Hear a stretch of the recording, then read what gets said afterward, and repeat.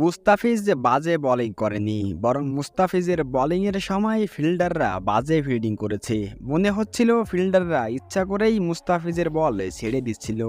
এবার মুস্তাফিজকে প্রশংসা করে চেন্নাই ফিল্ডারদের ধুয়ে দিলেন পাকিস্তানের ক্রিকেটার শোয়েব আখতার। সম্মানিত ভিউয়ার্স, বিস্তারিত জানতে ভিডিওতে একটা লাইক দিয়ে সম্পূর্ণ ভিডিওটি দেখতে থাকুন। দর্শক, আরেকটি ভুলে যাওয়ার মতো দিন গেল মুস্তাফিজুর রহমানের।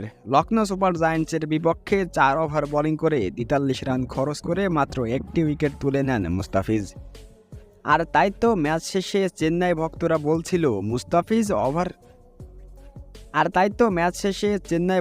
বলছিল মুস্তাফিজ তার ওভারগুলোতে কম রান খরচ করলে খেলা জমে উঠত। এবার ভারতীয় সেসব সমর্থকদের ধুয়ে দিলেন পাকিস্তানের ক্রিকেটার শোয়েব আখতার।